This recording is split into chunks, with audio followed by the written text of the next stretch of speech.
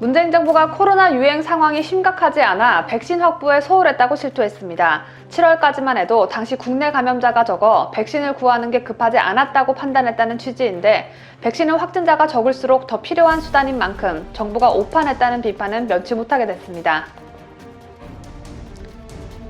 영국 경제 전문지 이코노미스트가 코로나를 잘 극복한 나라로 뉴질랜드와 대만을 꼽았습니다. 반면 문재인이 K방역이 세계 표준이 됐다고 자화자찬한 대한민국은 후보에도 오르지 못했습니다. 이영국 법무부 차관이 지난 4월 윤석열 검찰총장에게 표창장은 강남에서 돈 몇십만 원 주고 다들 사는 건데 그걸 왜 수사했느냐며 조국 일가를 수사한 윤 총장을 비난했던 것으로 알려졌습니다. 추미애 충견으로 확실하게 낙인 찍힌 심재철 법무부 검찰국장이 대검 반부패 강력부장으로 재직하던 지난 2월 금융위에 겁을 팍팍 줘서 금감원 특사경 확대를 관철시키자고 지시한 것으로 전해졌습니다. 권덕철 보건복지부 장관 후보자가 코로나 자가격리 기간을 어겼던 사실이 드러났습니다. 권덕철 후보자가 기간을 어긴 시간은 단 2시간이었지만 대한민국 법원은 격리 해제 2시간을 앞두고 외출한 국민에게 벌금 200만 원을 선고한 바 있습니다. 이 밖에도 다양한 소식이 준비되어 있습니다. 세계 각국에서 애청해주고 계신 우리 구독자 여러분과 함께 12월 21일 뉴스데일리 베스트 힘차게 출발합니다.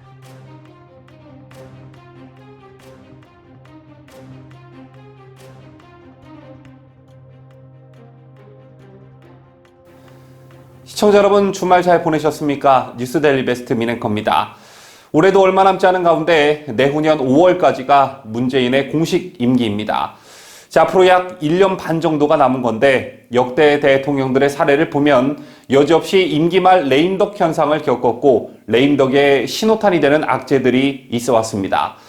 문재인 본인도 이 점을 매우 잘 알고 있겠죠. 그래서일까 노무현의 말로를 가장 가까이 지켜봤고 박근혜 대통령의 탄핵에 올라타 대통령 자리에 오른 문재인의 머릿속에는 온통 퇴임 후 걱정뿐인 것 같습니다. 추미애를 앞잡이 세워 정권 관련 수사를 덮는 것도 그렇고 공수처와 관련해서는 문재인의 퇴임 후 안전판이라는 비판이 속출했음에도 그것을 강행했죠. 자, 올해 초 신년 기자회견에서 문재인은 퇴임 후엔 잊혀진 사람으로 돌아가고 싶다고 말했습니다. 꿈도 야무지게 말이죠.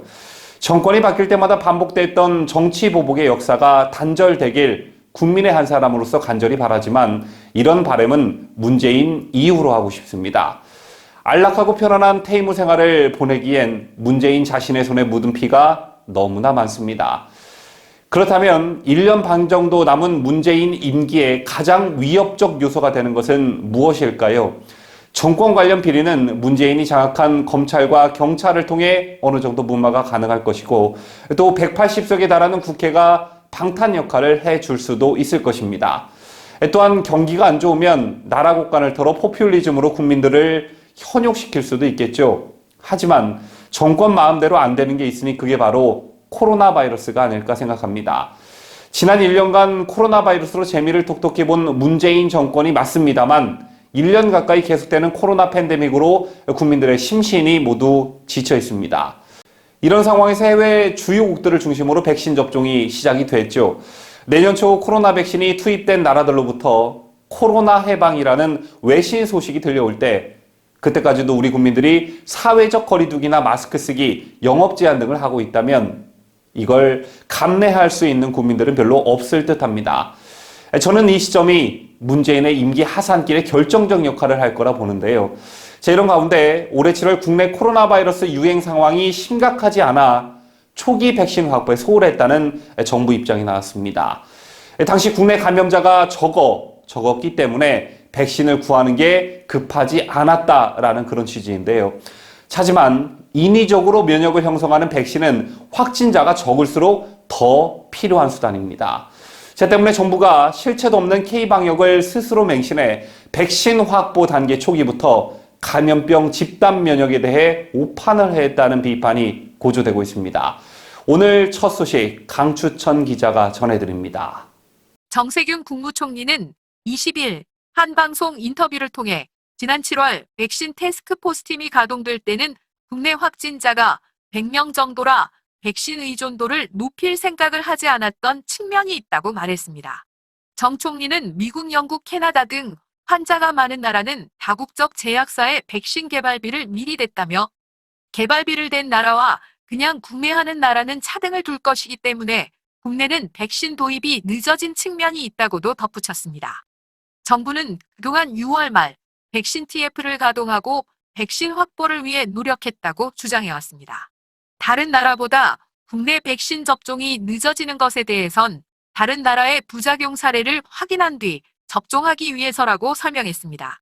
하지만 정 총리의 설명대로라면 TF 가동 초기에 개발비 지원 등의 형태로 백신 물량 확보 계획을 세울 수 있었지만 국내 방역 상황만 믿고 등한시했다는 것입니다. 의료계에서는 코로나19 유행 초기부터 백신 확보 전에 뛰어들어야 한다고 요구해왔습니다. 확진자가 많은 미국, 유럽 등과 달리 한국은 감염 우생기는 자연 면역을 지닌 사람이 극소수라는 이유에서였는데요.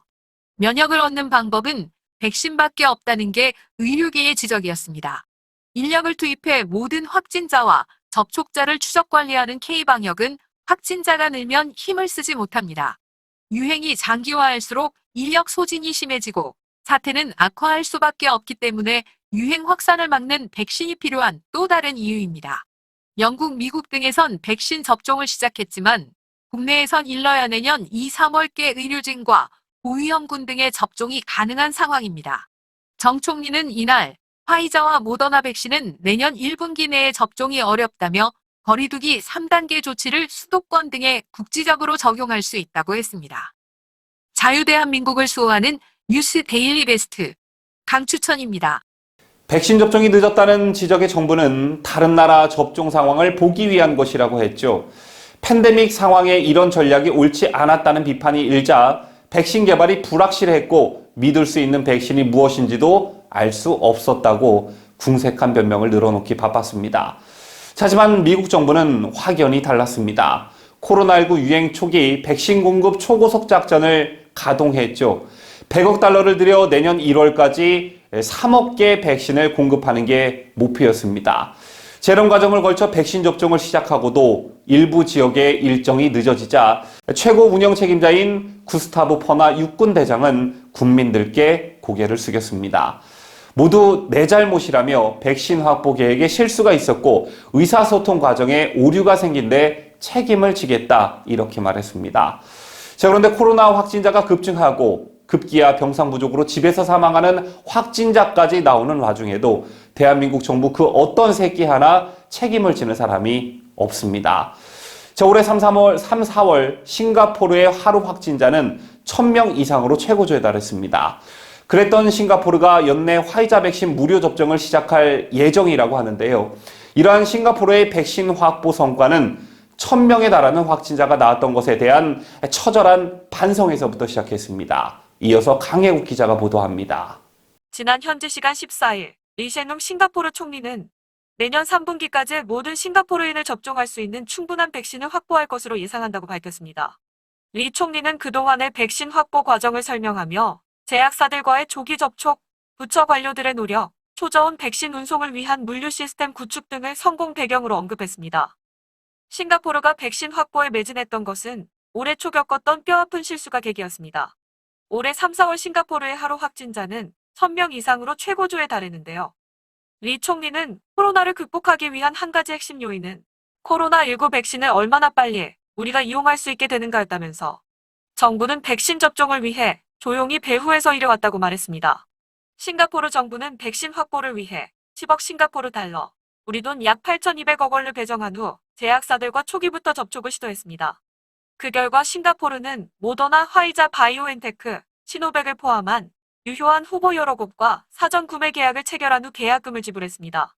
리 총리는 백신을 빠르게 확보할 수 있었던 건 범정부 차원의 노력이 있어서였다면서 여러 부처의 관료들이 위기를 극복할 수 있도록 도와준 보이지 않는 영웅들이라고 정부 관료에게 공을 돌렸습니다. 20일 월드오미터에 따르면 싱가포르의 코로나 누적 확진자는 58,403명, 사망자는 29명입니다. 자유대한민국을 수호하는 뉴스데일리 베스트 강혜국입니다. 문재인과 정세균, 정경, 박농우 등이 급히 전세기를 동원해 해외 출장을 갈 일이 생겼습니다. 뉴질랜드가 선구매로 확보한 코로나 백신을 이웃한 남태평양 섬나라들에게 무료로 공급하는 방안을 추진 중이라고 미국 언론들이 보도했습니다. 자국민들이 모두 접종할 만한 충분한 분량의 백신이 확보된 만큼 형편이 어려운 이웃나라에게 기부하겠다는 것인데요. 당장 뉴질랜드로 달려가 우리 한국 국민들 좀 살려달라고 머리를 조아리며 사정이라도 하길 바라겠습니다. 저신다하던 뉴질랜드 총리는 지난 17일 정부의 백신 선구매 현황을 발표하는 자리에서 이 같은 구상을 밝혔습니다. 뉴질랜드는 최근 영국 제약사 아스트레제네카와 옥스퍼드 대학이 공동 개발한 백신의 380만 명 접종분을 선구매했다고 밝혔고, 또 미국 제약사 노바백스에서 개발한 백신도 536만 명 접종분 선구매 계약을 체결했습니다. 자, 이에 앞서 뉴질랜드는 미국 화이자와 독일 바이오엔테크사의 공동 개발 백신에 대해서는 역시 선구매로 74만 명 접종분을 확보했고, 얀센사에서 만든 백신도 500만 명 접종분을 확보했습니다. 뉴질랜드 전체 인구가 482만 명이라는 것을 감안하면 전 국민이 3번을 맞고도 남을 만한 충분한 양이 확보된 것입니다. 한편 영국의 경제 전문지 이코노미스가 올해 코로나를 잘 극복한 나라로 뉴질랜드와 대만을 꼽았습니다. 두 나라는 이코노미스트가 매년 선정하는 올해의 국가 후보 명단에 올랐는데요. 하지만 문재인이 연신 K방역이 세계 표준이 됐다고 말하고 있지만 한국은 후보에 오르지 못했습니다. 이코노미스트는 뉴질랜드에 대해 확진자가 100명 나왔을 때 저신다 하던 총리는 500만 인구가 한 팀이 되고자 촉구하며 봉쇄령을 시행했습니다. 그 덕분에 사망자는 25명에 그쳤고 럭비 경기장은 평소처럼 무사히 시즌을 마칠 수 있었다며 코로나를 효과적으로 통제한 국가로 평가했습니다. 대만은 뉴질랜드보다 더 뛰어난 성과를 냈다는 평가를 받고 있는데요. 코로나 사망자는 7명뿐이었고 올해 플러스 성장을 이뤄내면서 방역과 경제 두 마리 토끼를 잡은 나라가 됐습니다. 이코노미스트는 중국의 끊임없는 협박에 물러서지 않는 용기도 보여줬다고 덧붙였습니다. 중국 공산당이 우한 코로나 바이러스라는 용어를 사용하면 여행객의 입국을 거부할 수 있다고 대만에 경고장을 날리는 꼴값을 떨었습니다. 대만은 앞서 보도해드린 대로 세계 최고 방역 모범 국가로 손꼽히고 있는 나라입니다. 지난 19일 홍콩 빈과일보 등에 따르면 중국 낭방항공, 선전항공, 에어차이나 등 항공 3사는 대만 홈페이지에서 음성진단을 받았다는 음성진단 관련 입국 서류에서 신종 코로나 바이러스 또는 코비드-19 등의 용어를 사용해야 한다고 통지하면서 항공 상사는 우한 코로나 바이러스라는 용어를 사용하면 입국이 거부될 수 있다고 똑똑히 전했습니다.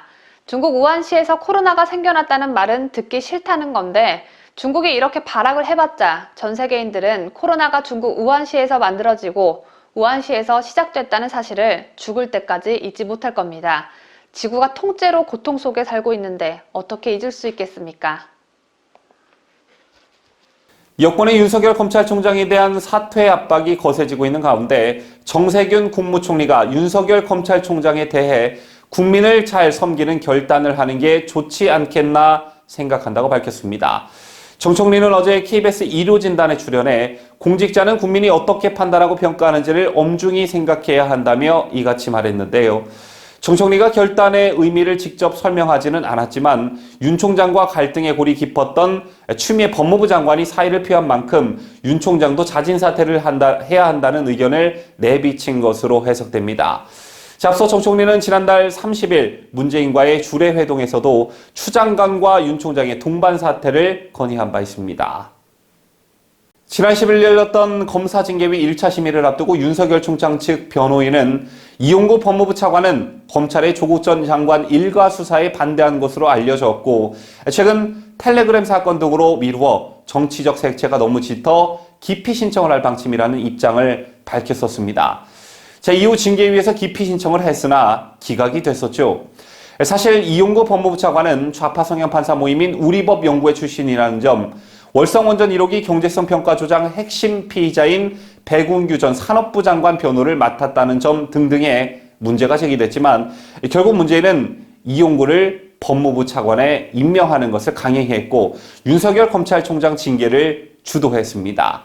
자, 그런데 이용구 차관이 사적인 자리에서 윤석열 검찰총장에게 윤 총장을 형이라 호칭하며 조국 전 법무부 장관이 그렇게 된 게 형 때문에 라는 취지의 발언을 한 사실이 뒤늦게 알려졌습니다. 이 소식은 강추천 기자가 보도합니다. 이용구 법무부 차관이 지난 4월 법무부 법무실장에서 물러나기 직전 법무부 간부들과 가진 술자리에 뒤늦게 합류한 윤석열 검찰총장에게 조국 압수수색은 정치 수사였다. 허위 표창장은 강남에서 돈 몇십만 원 주고 다들 사는 건데 그걸 왜 수사했느냐며 조국 일가 수사를 강하게 비난했던 것으로 알려졌습니다.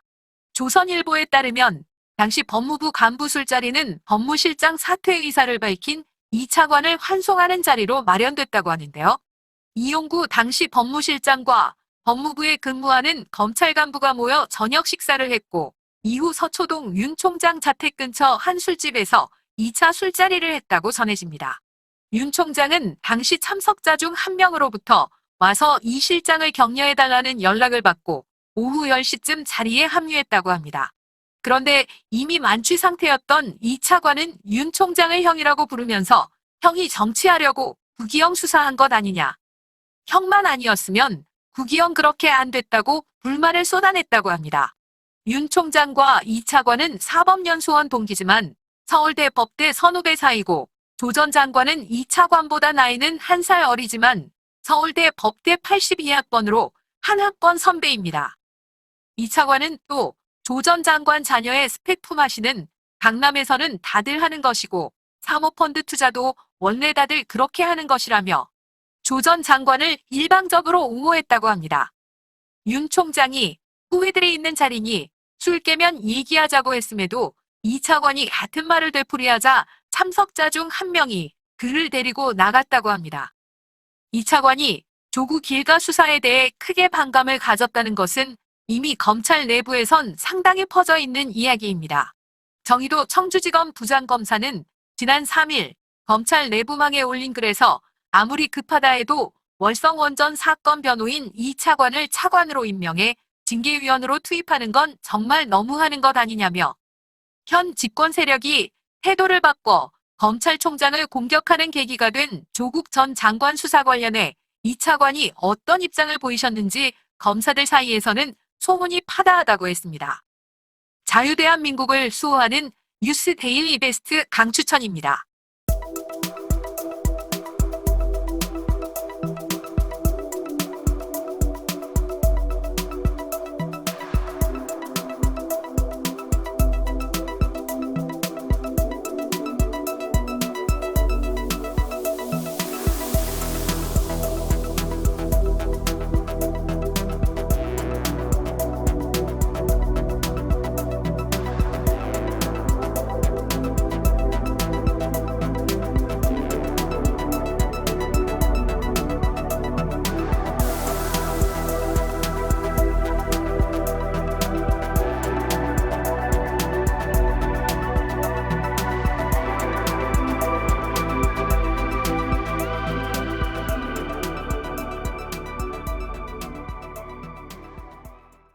윤석열 검찰총장을 쳐내기 위한 작전에 투입된 이용구가 법무부 차관이 되기 직전 택시기사를 폭행하고도 처벌을 받지 않은 사실이 알려지면서 논란이 걷잡을 수 없이 확산하고 있습니다. 이용구는 지난 3일 자신의 법무부 차관 취임사에서 오로지 적법 절차와 법원 측에 따라 직무에 임할 것을 약속드린다며 검찰개혁 의지를 강조한 바 있습니다. 그런데 택시기사 폭행 사실이 알려지면서 정작 자신이 개혁 대상 아니냐는 비판이 나옵니다. 더욱이 이용구가 법무부 법무실장으로 재직 중이던 지난해 8월엔 법무부가 도로 위 폭행 행위 엄정 대응을 지시한 사실이 회자되면서 비판은 더욱 거세지고 있습니다. 모든 폭력 행위들은 용납할 수 없는 일이지만 특히 도로 위에서의 폭행은 위험이 더욱 가해지는 일이어서 법무부가 도로 위 폭행 행위에 엄정 대응 조치를 내린 것일 텐데 이용구는 그 엄정 대응을 피해갔던 것입니다. 이와 관련한 취재진의 연락에 이용구가 나타낸 반응도 참 어처구니 없습니다.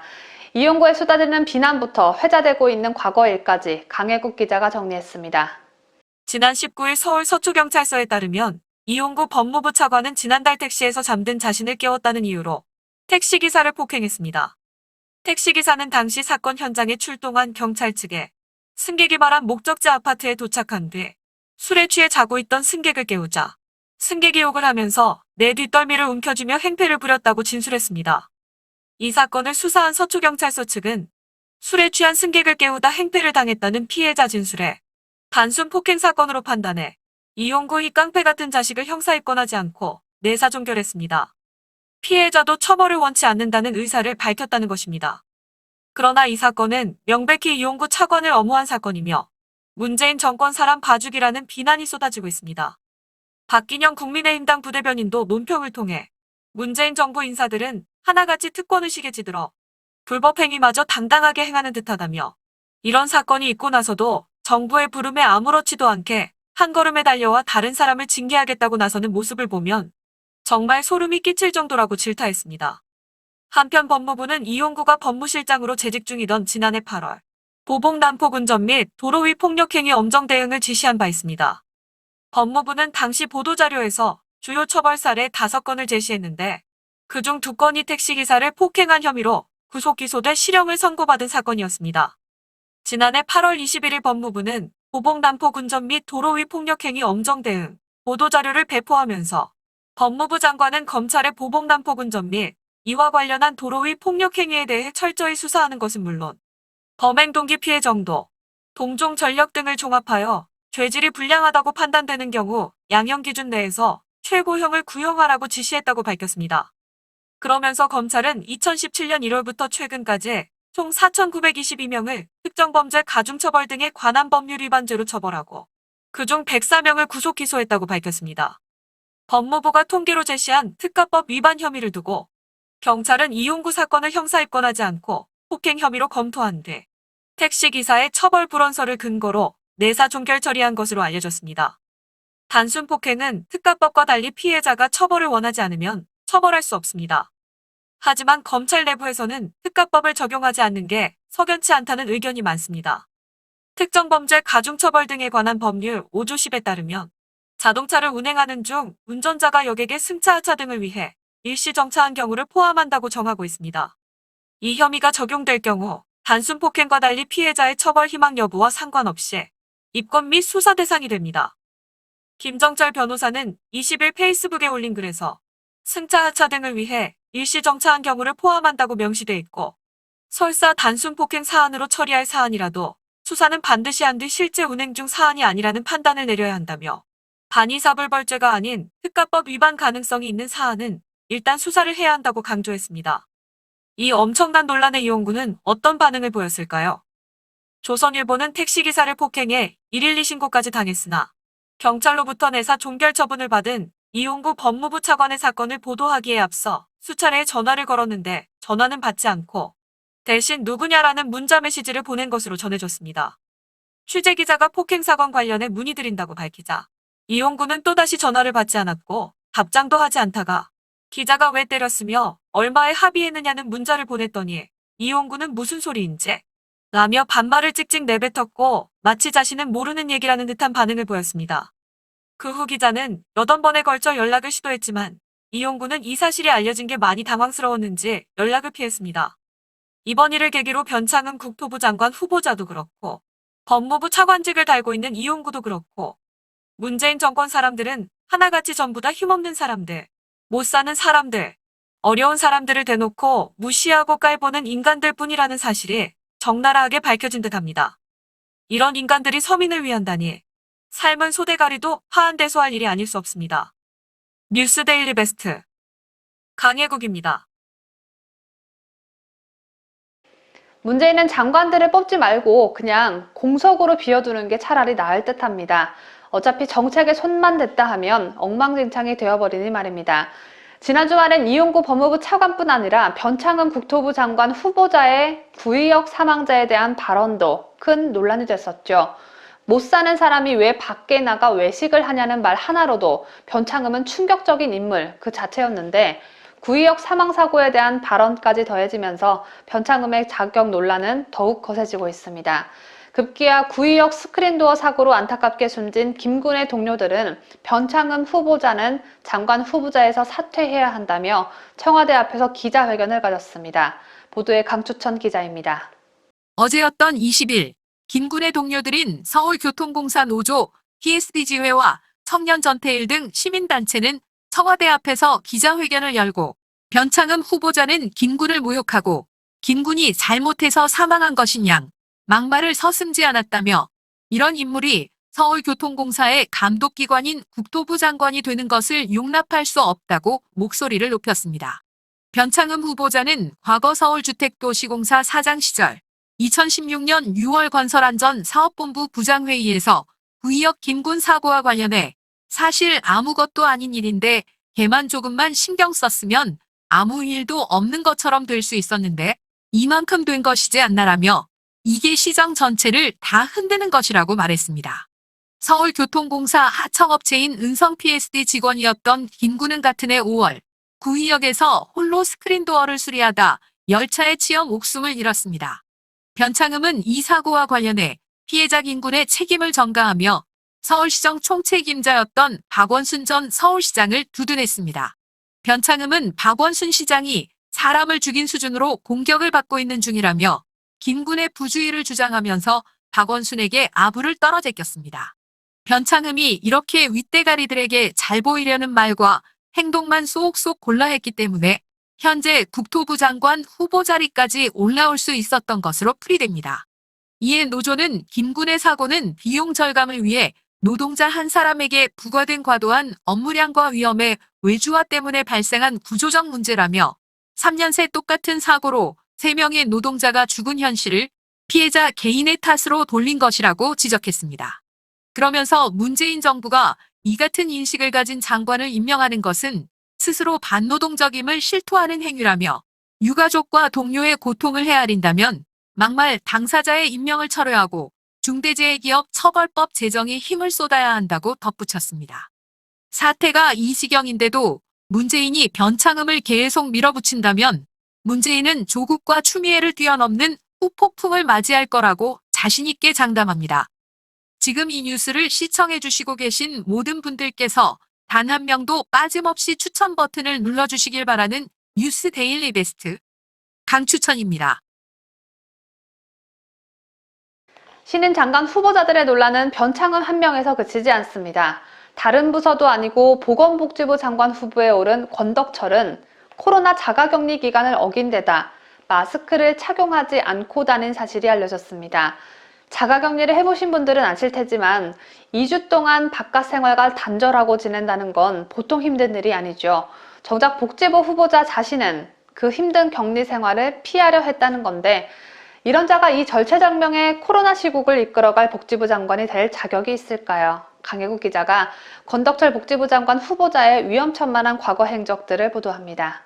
조명희 국민의힘당 의원이 어제였던 20일 한국보건산업진흥원으로부터 제출받은 보고서에 따르면 당시 진흥원 원장이었던 권덕철 후보자는 10월 25일에서 29일 한국과 아랍에미리트 간 보건의료 협력 강화를 목적으로 아랍에미리트 출장을 다녀왔습니다. 권덕철 후보자는 29일 오후 귀국해 자가격리 의무에 따라 12일 정오까지 자가격리해야 하지만 12일 오전 9시부터 열린 헬스케어 이노베이션 포럼 2020 행사에 참석해 환영사를 하고 시상식에도 참여했습니다. 공무상 자가격리 면제 절차를 거쳤다고 하더라도 전 국민에 적용되는 입국 후 격리 의무 기간인 14일이 지나지 않은 상황에서 환영사와 시상식을 위해 다수가 모인 대중행사에 참여하는 것은 부적절하다는 비판이 나옵니다. 고작 몇 시간인데 라고 말하시는 분들도 계실 테지만 몇 시간이기는 해도 일반 국민들은 자가격리 해제 시간 2시간을 남기고 외출해도 벌금형이 선고되는 현실에 비춰보면 보건당국의 책임 있는 자리에 있는 인사가 자가격리 기간을 지키지 않고 불특정 다수가 참석하는 행사에 장시간 머무른 것은 문제가 있다는 게 조명희 의원의 설명입니다. 정부는 지난 4월에는 해외 입국자들에 대해 2주간 자가격리를 의무화하고 위반 시 무관용 처벌을 선포했습니다. 최근 울산지법 형사 10단도 김경록 판사는 지난 6월 미국에서 입국해 구청으로부터 14일간의 자가격리 통보를 받고 집에 머물다 격리 해제 2시간을 앞두고 부가가치세 신고를 위해 인근 세무소를 방문했던 A씨에게 감염병의 예방 및 관리에 관한 법률 위반 혐의로 벌금 200만 원을 선고한 바 있습니다. 이 판례에 비춰보면 권덕철 후보자도 벌금 200만 원을 똑같이 내야 하는 게 맞는 거겠죠. 뿐만 아니라 코로나 방역의 개념이 전혀 없어 보이는 권덕철이는 마스크를 끼지 않은 채 이른바 노마스크 행보도 보인 것으로 나타났습니다.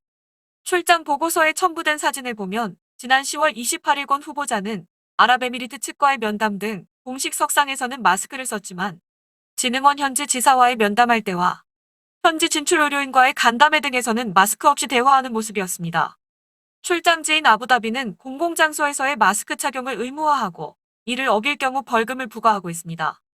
이에 대해 조명희 의원은 보건당국의 공직자가 코로나 확산세 속에 해외 출장을 다녀오고 귀국 후 14일의 자가격리 의무기간 내에 대중행사에 참석해 다수를 대면한 것은 심각한 문제라며 공직자 격리 면제 절차를 거치고 입국검사에서 음성 판정이 나왔더라도 혹시나 있을지 모를 감염병 전파 가능성까지 면제되는 것은 아니다라고 지적했습니다.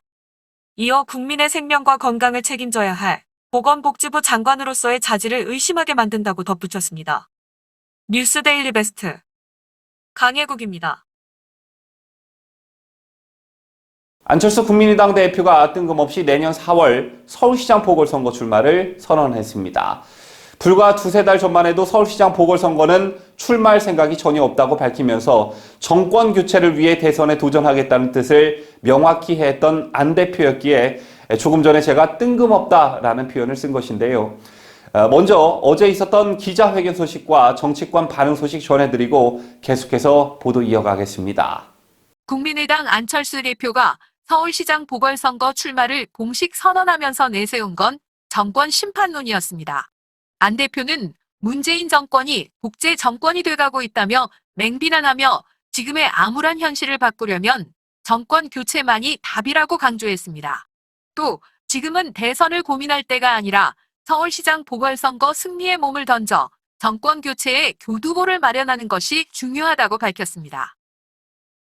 내년 4월 보궐선거 승리는 정권 교체를 위한 7부 능선을 넘는 것입니다. 제가 앞장서서 그 7부 능선까지 다리를 놓겠습니다. 이와 함께 야당이 이기는 선거를 하겠다며 국민의힘과의 야권 후보 단일화에 나설 것이라는 뜻을 분명히 하기도 했습니다. 연대 방식에 대해서는 공정한 경쟁이면 어떤 방식이든 좋다고 설명했지만 국민의힘 입당 가능성에 대한 질문에는 즉답을 피했습니다. 열린 마음으로 이길 수 있는 최선의 방법을 강구해 보겠습니다. 김종인 비대위원장님 뿐만 아니라 정권 교체에 동의하는 어떤 분이라도 만나서 연대와 협력을 하겠습니다. 정치권 반응은 엇갈렸습니다. 우선 국민의힘 김종인 비상대책위원장은 국민의당 안철수 대표의 서울시장 보궐선거 출마 선언과 관련해 후보 중에 한 명이라는 입장을 밝힌 것으로 알려졌습니다. 국민의힘 비대위 관계자는 김 위원장이 오늘 오후 열린 비대위 회의에서 안 대표 출마와 관련해 우리가 대응할 것이 아니다. 그냥 우리의 것을 잘하면 된다고 말했다고 전했습니다. 이 관계자는 또 김 위원장이 제1야당에서 후보를 안 낸다는 건 말이 안 된다는 얘기도 했다고 덧붙였습니다. 김 위원장의 이 같은 발언은 안 대표가 야권 단일 후보가 되려면 국민의힘의 입당에 경선에 참여해야 한다는 기존 입장의 연장선으로 해석됩니다. 더불어민주당에서는 대선 출마를 위한 꼼수라는 반응이 이어졌습니다. 묻지마 출전, 끊임없는 말 바꾸기, 변절자의 예정된 말로는 결국 낙선이라는 표현까지 내놓으며 안 대표의 서울시장 출마에 대해 평가절하하는 분위기입니다. 자유대한민국을 수호하는 뉴스 데일리 베스트 강추천입니다. 시청자 여러분, 안철수 대표의 기자회견 어떻게 보셨습니까? 자, 우선 대선에 나갔던 적이 있는 사람, 그리고 차기 대선에 나갈 것으로 보여졌던 사람이 체급을 낮춰서 서울시장에 출마하는 경우가 극히 드물기 때문에 이날 안철수 대표의 서울시장 출마 선언은 어떤 측면에서 보면 특별한 일이었는데요. 올해 초 미국에 체류 중이었을 당시 안철수 전 바른미래당 의원은 귀국해 정계에 복귀하겠다는 의사를 밝혔었습니다. 2018년 지방선거 패배 이후 독일과 미국에서 머문 지 1년 4개월 만이었죠. 안철수는 그동안 바른미래당의 극심한 내부 갈등 속에서 여러 차례 귀국을 종용받았지만 응하지 않았었습니다. 그랬던 그가 4.15 총선을 100여일 앞둔 새 벽두에 정계 복귀를 선언한 것이었습니다. 총선을 앞두고 정치권의 혼란을 틈타 존재감을 과시하면서 깜짝 흥행을 노리는 기회주의적 행보였지만 유권자들도 이러한 점을 간파했었을까요? 결과는 총선 대참패였죠. 자, 여러분 아시다시피 안철수는 2012년 대중적 인기를 앞세워 안철수 현상이란 신드롬을 만들어냈습니다. 자, 그러나 두 차례 대선 도전과 정당 창단 합당 등을 거치며 갈팡질팡 갈짓자 행보로 좌우 진영에서 거센 비판을 받아왔죠. 극단적 양당 정치를 비판하며 중도의 길을 내세웠지만 안철수의 정치 실험은 결론적으로 실패였습니다. 자, 이번 서울시장 선거 출마도 문재인 정권 심장에 비수를 꽂겠다며 독재 정권 타도의 명분을 내세웠지만 안철수란 정치인이 현재 처해진 사정을 들여다보면 현실적 선택이라는 측면이 매우 강합니다. 비례대표 3석에 불과한 정당의 원외 대표로서는 정치적 돌파구를 찾기 어려운 현실에서 결단이 필요했던 것이죠. 더군다나 최근 존재감이 더욱 흐릿해진 상황에서 서울시장에 당선될 경우 다시 대선 유력 후보로 부상할 수 있다는 점도 고려했을 것으로 보여집니다. 자, 그렇다면 안철수가 현재 선택할 수 있는 길은 무엇일까요? 안 대표 앞에 놓인 선택지는 국민의힘 경선 과정에 처음부터 참여하는 방법, 경선을 통과한 국민의힘 후보와 최종 단계에서 단일화하는 방법 두 가지입니다. 안 대표는 이날 유불리를 따지지 않고 공정 경쟁만 할 수 있다면 어떤 방식이든 좋다라고 가능성을 열어뒀지만 경선에 참여할 가능성은 현재로서는 높지 않아 보입니다. 경선에 참여하려면 안 대표가 그동안 거부 의사를 밝혀왔던 국민의힘 입당이 전제돼야 하는데 경선 과정에서의 여론조사 비율이 높아졌다고는 하지만 본선 경선에서 20%를 차지하는 당원 투표는 안철수에게 절대적으로 불리할 수밖에 없습니다. 자, 때문에 안 대표가 이날 출마 선언에서 서울의 시민 후보, 야권 단일 후보로 나서겠다고 언급한 만큼 현재로서는 박영선, 박원순 모델 등 최종 단계 단일화를 염두에 둔 것으로 보여집니다. 2011년 서울시장 재보선 당시 민주당은 당내 후보 선정 과정을 통해 박영선 당시 후보를 단일 후보로 선정했지만 시민운동가였던 박원순과 단일화에 시민 후보를 냈었죠. 다만 이럴 경우 국민의힘 경선 과정을 통과한 후보들이 반발할 가능성이 존재합니다. 개인적인 사견입니다만 저는 개인적으로 지지도 몇 프로 가지고 이쪽 저쪽 기웃거리며 몇 안 되는 지지율을 무기로 존재감을 내세우며 딜을 하는 정치인을 가장 싫어하는데요.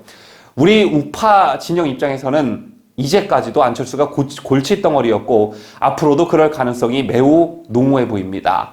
저 때문에 이번 기회에 안철수의 싹을 잘라놔야 한다고 보는데요. 여러분 아시다시피 내년 4월 7일 치러질 서울시장 보선에서 당선되는 38대 서울시장의 임기는 1년 2개월에 불과합니다. 자, 그러나 문재인 임기 말에 실시되는 서울 부산시장 보궐선거라는 점에서 매우 중요한 의미를 가지고 있죠. 때문에 김종인 위원장의 말의 취지처럼 안 대표가 야권 단일 후보가 되려면 국민의힘에 입당해 경선에 참여해야 한다라고 생각합니다. 자, 일단 경선에 참여했다가 떨어지면 불복해 무소속으로 출마하는 걸 방지하게 되는 효과가 있죠. 여기에 더해 본인의 진정성을 위해서라도 차기 대선 불출마를 확실히 해야 합니다. 이 두 가지 조건이라면 박원순에서 또다시 더불어민주당 후보가 서울시장이 되는 것을 한번 끊고 다음 지방선거까지 1년의 시간 동안 정비를 할 수 있는 시간을 벌게 됩니다. 자, 현재 부산시장 선거와 관련해서는 다소 우위를 보이고 있으나 서울시장 후보와 관련해선 두각을 나타내는 후보가 별로 없는 상황이죠. 여권에선 여성 후보인 박영선 장관이 나올 확률이 높다고 보는데, 자, 만약 박영선이 당선이 된다면 1년 2개월 임기를 마치고 다음 지방선거에 현역 프리미엄을 앞세워 재선 3선의 교두보가 될 개연이 큰 만큼 이를 막기 위한 현실적 방법이 무엇인지 뜻을 모아야 될 때가 아닌가 싶습니다. 국민의힘 김종인 비상대책위원장이 유승민 전 의원과 최근 독대를 한 것으로 알려졌습니다. 당 관계자들에 따르면 둘은 지난 17일 국회 비대위원장실에서 배석자 없이 30분간 대화를 나눴다고 하는데요. 한 관계자는 지난달 유 전 의원의 여의도 복귀 토론회에 김 위원장이 참석한 데 대한 답례 차원이라며 다가올 선거와 당내 현안 등을 두고 대화를 나눴고 분위기도 좋았다라고 전했습니다. 둘은 2012년 대선 전 김 위원장이 새누리당 국민행복추진위원장을 맡으며 한솥밥을 먹은 적이 있지만 이후 특별한 교류는 없었습니다. 김진태 전 자유한국당 의원의 5.18 관련 발언에 항의하기 위해 강원도당 사무실에서 소란을 피운 혐의로 기소된 좌파단체 소속 회원들이 항소심에서 벌금형을 선고받았습니다. 춘천지법 형사 1부 부장 김대성 판사는 퇴거 불응과 업무방해 혐의로 기소된 41살 A씨와 24살 B씨에게 1심과 같은 벌금 300만 원과 200만 원을 각각 선고했다고 20일 밝혔습니다. A씨 등은 지난해 4월 25일 춘천시 소재의 한국당 강원도당 사무실에 들어가 김 전 의원의 사퇴를 촉구하는 시위를 했습니다. 김 전 의원은 지난해 2월 국회에서 개최한 5.18 진상규명 공청회에서 영상 축사를 통해 5.18은 우파가 결코 물러서면 안 되는 문제라는 발언으로 좌파들에 의해 곤혹을 치렀는데요. A씨 등은 친일매국 적폐정당, 자유한국당은 해체하라는 내용이 적힌 현수막을 창문에 걸고 자유한국당 해체하라, 김진태는 사퇴하라는 등 구호를 외쳤습니다. 당시 도당 관계자들이 A씨 등에게 퇴거를 요구했으나 거부했고 이들은 신고를 받고 출동한 경찰관의 퇴거 요청에도 응하지 않고 저항하다가 현행범 체포 또는 임의동행 형식으로 경찰에 연행됐었습니다. 더불어민주당이 또 문재인을 엄호하고 나서는 문재인 대변인스러운 행태를 보이고 있어 논란입니다. 어제였던 20일 민주당은 조은주 청년대변인 명의의 논평을 통해 억측과 음모로 사회 갈등과 분열을 조장하는 가로세로 연구소의 악의적 행태를 규탄한다며 문재인을 엄중보호했습니다. 더불어민주당이 유튜브 채널 가로세로 연구소에 대해 논평까지 낸 이유는 이렇습니다. 가로세로 연구소는 지난 18일 사회적 거리두기 3단계는 23일 이후에 될 거라는 말들이 있는데 이는 문준용, 즉 문재인 아들이 23일까지 개인전을 열기 때문에 그 전에 3단계가 되면 전시회가 엉망이 되지 않나라는 지극히 합리적인 견해를 내놨습니다. 이런 가로세로 연구소의 유튜브 방송 내용을 민주당이 따지고 든 것입니다. 민주당 청년대변인은 코로나 위기 상황에서 사회적 윤리를 저버린 채 무차별적인 억측으로 가득한 음모론을 제기하는 것은 인간됨의 기본 도리를 저버리는 부도덕한 행위라고 주장했습니다. 문재인 아들로 유명해 직업이 문재인 아들이 아니냐는 의혹을 받고 있는 문준용은 지난 17일부터 오는 23일까지 서울 중구 회원동 금산갤러리에서 전시회를 열고 있습니다.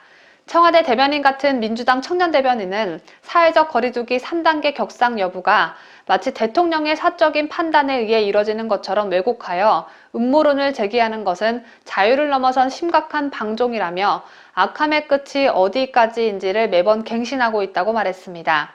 문재인 지시 하나로 광화문 광장의 재인산성을 뚝딱 만드는 마당에 아들을 위해선 뭔들 못할까요? 법조인들이 변호인단을 꾸려 문재인 정부의 종합부동산세에 대한 헌법 소원에 나설 예정입니다. 정부가 종합부동산세 법령을 개정해 종부세의 급격한 인상을 초래해 국민재산권을 침해했다는 것입니다. 종부세 위헌 소송 변호인단은 어제였던 20일 위헌적인 종부세에 대한 헌법 소송을 제기한다고 밝혔습니다. 변호인단은 이석연 전 법제처장, 배보윤 전 헌재공보관, 이종찬 전 청와대 민정수석, 강훈 전 청와대 법무비서관, 황적화 전 서울고법 부장판사 등 14명의 법조인들과 양준모 연세대학교 경제학과 교수 등 3명의 교수로 꾸려졌습니다. 이들은 오는 22일 기자회견을 갖고 소송 취지를 설명해 청구인단을 모집할 예정입니다. 헌법소원은 해당 처분으로 직접 피해를 입은 사람만이 낼 수 있기 때문에 올해 종합부동산세를 낸 사람들이 청구인이 될 수 있습니다. 이들은 취지문에서 정부는 24차례에 걸친 부동산 정책 변경으로 2018년에서 2020년 종부세 부담이 164%로 늘어났고 새로 종부세를 내게 된 사람도 1년 사이 28%가 늘어났다고 했습니다. 기획재정부 2021년 국세 세입 예산안에 따르면 종부세 세수는 올해 3조 3억 원에서 내년에 5조 1,138억 원으로 1조 7,928억 원, 54%나 늘어납니다. 내년도 전체 세목 중 증가율이 가장 높습니다. 이처럼 증가율이 높은 것은 정부가 작년 종합부동산세법의 시행령을 개정해 세액 계산에 적용하는 시세 반영 비율을 2019년 85%, 2020년 90%, 2021년 95%, 2022년 100%로 높였기 때문입니다. 변호인단은 정부가 세법 개정 절차 없이 과세 표준을 자의적으로 인상하는 편법적 방법으로 종부세와 재산세를 부과해 조세법률 주의에 위반한다고 했습니다. 북한이 금강산 관광지구를 진해대식으로 건설하겠다고 밝히면서 금강산 시설이 결국 철거되는 것 아니냐는 우려가 나오고 있습니다. 어제였던 20일 조선중앙통신은 북한 경제를 총괄하는 김덕훈 내각총리가 금강산 관광지구의 개발 사업 현장을 시찰하면서 관광지구를 우리식으로 건설함으로써 온 세상이 부러워하는 문화휴양지로 되게 할 것이라고 말했다고 보도했습니다. 올해 1월 코로나 방역을 이유로 금강산의 남측 시설물 철거를 당분간 연기한다고 했던 북한이 내년 1월 당대회를 앞두고 금강산 관광지구 개발을 갑작스럽게 다시 꺼내든 것입니다. 통신은 이날 김덕훈 총리가 고성향 해양관광지구 등을 돌아보면서 당의 구상을 금강산 관광지구 총개발 계획에 정확히 반영하고 실무적 문제들을 토의했다고 전했습니다. 현지에서 진행된 협의에서는 호텔, 골프장, 스키장 등의 설계 시공을 위한 구체적인 대책들이 거론됐습니다. 김정은은 작년 10월 남북 경협의 상징인 금강산 관광 사업을 비하한 뒤 시설을 완전히 철거하는 문서 협의를 남측에 요구한 바 있죠. 당시 김정은은 보기만 해도 기분이 나빠지는 너절한 남측 시설들을 싹 드러내라 라고 말했는데 그에 대한 행동 개시를 이제서야 나설 작정인 듯 보여집니다. 북한이 지들끼리 있던 시설을 철거하고 관광지를 만들건 말건 아무 상관없지만 이인영 통일부장관과 문재인 또 잠도 못 자고 입술 부르트게 생겼습니다. 이 둘이 잠 못 자는 건 축복할 일이지만 또 우리 국민 세금 갖다 바치면서 우리 함께 만듭시다 라고 할까봐 걱정입니다.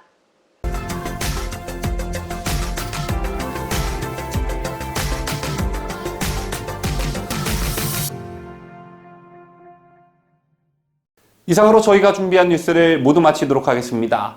이번 주에는 성탄절이 기다리고 있는 만큼 여러분 모두 희망 가득한 한 주 시작하시기를 바라겠습니다. 지금까지 저는 뉴스데일리 베스트 민앵커였고요. 저는 내일 더 건강한 모습으로 다시 찾아오겠습니다. 끝까지 시청해주신 여러분 대단히 감사합니다.